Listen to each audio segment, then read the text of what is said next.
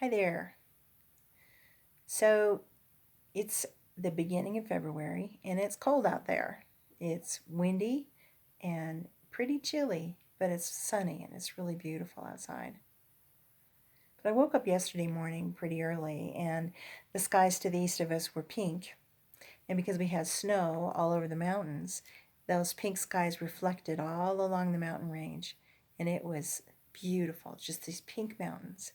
Above it were blue skies, and then directly right over Pikes Peak was a half moon. It was so pretty.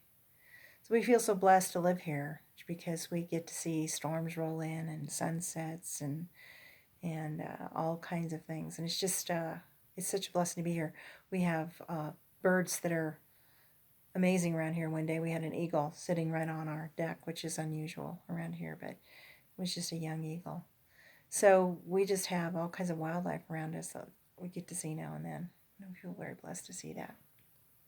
So it reminded me of growing up when I was a kid. So my parents bought a cabin when I was 7 years old. It was actually on my birthday when my mom was walking down this river road uh, after having visited a cabin who was a neighbor friend of ours, and we would go to her cabin all the time. But she was walking down by herself and saw this cabin for sale. And so because it was on my birthday, I just thought, this is mine. This is my cabin. I just always thought of it that way.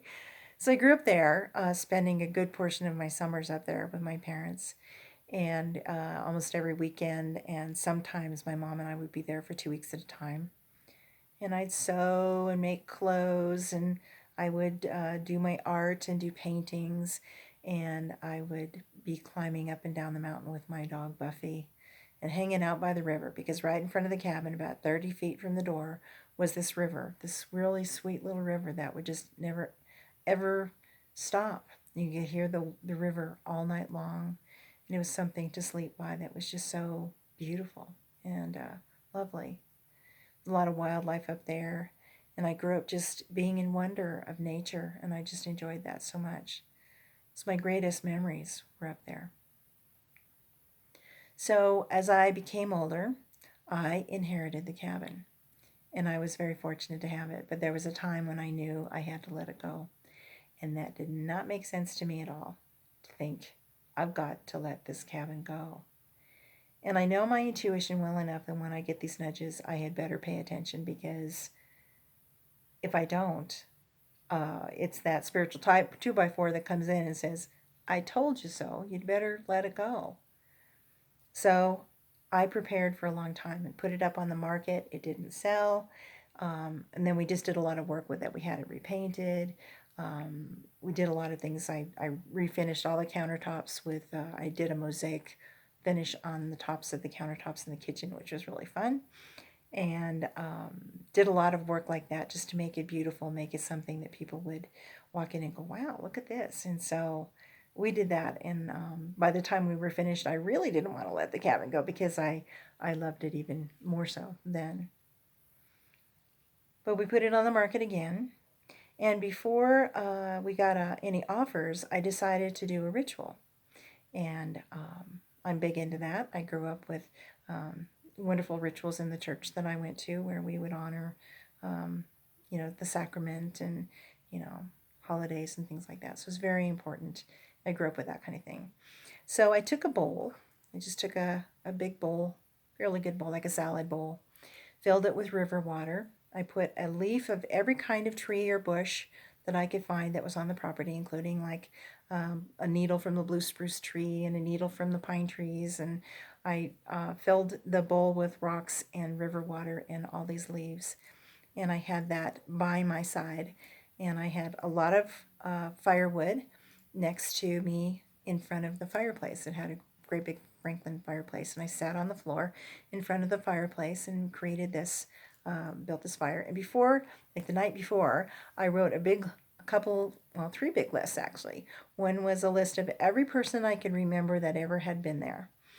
And if I couldn't remember the name, I just remembered, their face. And I wanted to honor all those people, including the people that we bought the cabin from originally. Then I made a list of everyone I needed to forgive because I think that's always an important part of anything that we do. And it was a very long list. And the most important piece of that was forgiving myself because I believe that all forgiveness is self forgiveness. Because if I'm holding on to something I need to forgive, it's something that I created or it's something that I am holding on to that someone else might not consider that something to be something they forgive, but I'm hanging on to it. So I need to let go of that. So that's part of what that forgiveness list was about. My last list was about everyone I'd ever loved. And it was people that were in my family that had moved on to the next dimension, or animals that I loved, places I'd loved. It was like a great, big, huge, long list of love. So when I first sat down to do my ritual, I meditated for quite a long time. I had beautiful music in the background because I had this stereo and I just had albums, these great albums, 33 albums, they were albums. And so I just kept playing new albums with great background music, and would come back and sit down and on the floor in front of the fireplace and just keep burning more wood. And then I read the list of the forgiveness list first and read all of those out loud, tore that list up, burnt that list. Then the next list were the people that I remembered being there, named all those people, then tore that list up, burned it, waited for that to burn down completely. And the last list was a list of all the people that I loved, and I read that and did the same thing. Then I said a prayer for the people that would buy it. We didn't have any prospective buyers just yet. So I said a list for them, knowing that for them that they would love this cabin, they would enjoy it, they would bring that into a place that would be something that people would love for years, and I just wanted that for them so badly. So I said that prayer for them. That all took me about 2.5 hours. So there's more to that story, which goes on after that particular day, but I'll tell you about that another time. But right after that, like a week or so after that ritual, we got an offer. And right about the time of that offer, the chimney fell over.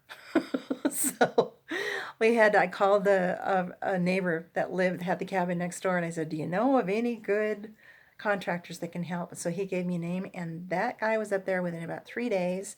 He got that put back together and did everything he needed to do to seal it right. And the day after he was finished, we had a 4-foot snowfall. So it was like timing, like perfect timing, right? The sky was just so great and so helpful.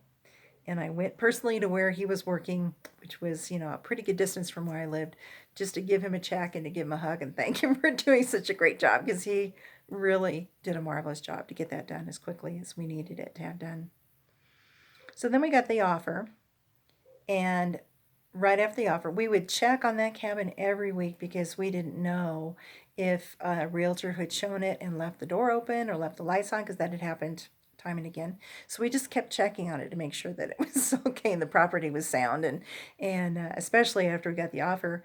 And I'm looking out the back window, the cabin, and a tree had fallen off the mountain. A dead tree had fallen off the mountain, and it was pointed right at the cabin, and I was just in a panic. And I ran out to look at it, and it had missed the cabin by about a foot.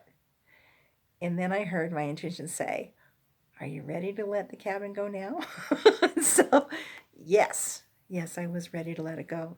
But we had to take the next couple of weekends going up there. My husband took a chainsaw and cut that tree down. The tree was probably, I don't know, probably about an 18-inch in diameter tree. It was a pretty good sized tree.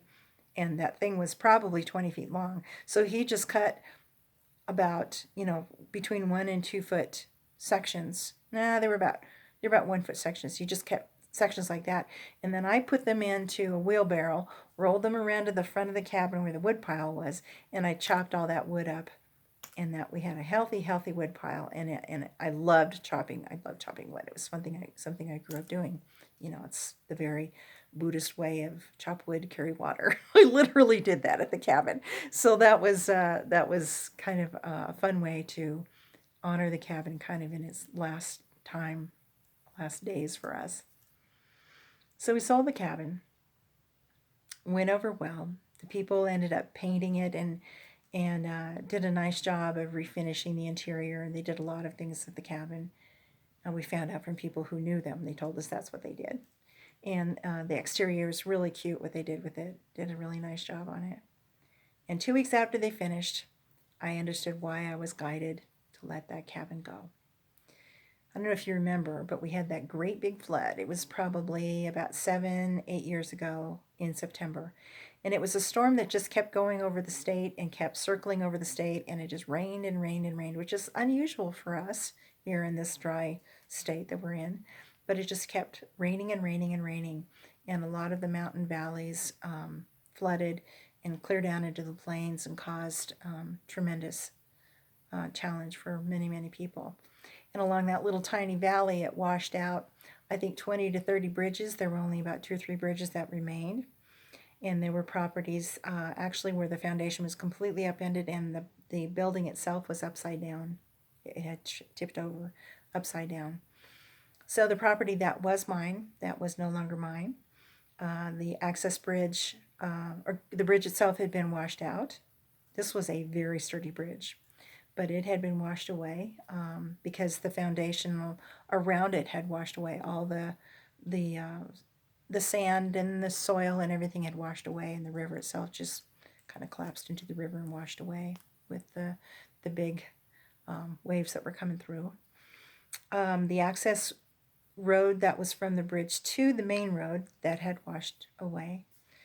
But over time, there were, right along the river, there were 7 about 80-foot blue spruce trees that were just so stunningly beautiful. That was my favorite part of the cabin, of the property, were these trees. And 3 of those trees had to be cut down because their foundational soil that was holding them together, there was no longer enough to hold them back, and they were way too big. They couldn't do anything but to cut them down. So when I was a kid, there was this part of the property, towards the end of the property, that was, we called it the Cove. It was like this little tiny area that had a little tiny sanded, like a little beach sort of. And I would sit there and I would make sandcastles and play in the water and sit there on the roots of my favorite tree and watch the hummingbirds go by and the birds and just kind of contemplate and ponder and do the things that I did as a child. Take my dog Buffy down there and we'd hang out a lot. And it was wonderful. Well, that cove was all washed away, and that tree was one of the trees that had to be cut down. So back in September, no, excuse me, it was back in November this year, my niece had gone missing. She's my eldest niece, and we didn't know where she was. And my greatest memories of her were at the cabin when she was a little girl, and she spent time with us as a family. She was 9 years younger than me. So she spent a lot of time with us up to her age of being in grade school. And we were up at the cabin a lot, and those are my greatest memories of her. So I decided to drive up to the property, or we did, my husband went with me. We went up that day, and I went down to where the cove used to be, and there was what was left of the tree. That was my favorite tree. And I just stood there and I communicated with her as best I could with her spirit. 2 weeks later, we found out that she had been found. And then I was able to fly to where she was located laying in a coma. And I said my goodbyes to her because we knew that she wouldn't be with us much longer. And 3 days later, she died. But there at the cabin, there was my tree, which I called my tree, and it was sideways because it had been cut off, and it was, all of those rings of the tree were facing the river. But on the very top of the side of that tree, there was a little tiny sprout growing. That tree's not done yet. It's not finished. And it may be in another 100 or 150 years might be another tree that's grown out of that. That's another 80-foot tree. You never know. So there's always something greater calling us. There's always something to celebrate. There's always something to say yes to. And let me tell you, listen to your intuition because it knows what to do. Pay attention and listen to its guidance because it's always good. It's never anything harmful. It's always a nudging and it's there to guide you. That's that inner, call it the still small voice, and there's nothing small about it. It's a great big voice, but it's quiet, and it's just like this little voice inside our head that keeps saying, "Do this," and you just got to do it because there's never a roadmap with intuition. It's never like, "Hey, you got to do this because if you don't," it never tells you anything like that. So just follow your intuition. Say yes to it. So there's always something to celebrate. There's always something that comes out of something that appears like it's the change of something. There might be a little sprout of something that's beginning to become something new. There might be something out of the sorrow, out of the challenges, out of the difficulties. There's a sprout. There's something new. There's something exciting. Look for that new wonder, that new sense of something coming your way. Celebrate it. Say yes to it. It's part of our lives. That's part of what we do. It's about saying yes to love, yes to peace, yes to harmony, and yes to the good. So here's the picture of the cabin. I did this 32 years ago. It doesn't show the river, but it's a pretty good likeness of the cabin. It's out of pastel pencil. So it doesn't show real well because this light's kind of in the way, the reflection on the glass. But it's this cute little cabin. It was so sweet. And my favorite memories are there, and they will always be there. So how blessed I've been to have that in my life. So that's it for now. I'll be back again next week. We're going to do this weekly from now on. And I have more to tell you, more to share with you, more to clue you in, because things are coming that are really great. And thank you for being with me today. Lots of love. Bye.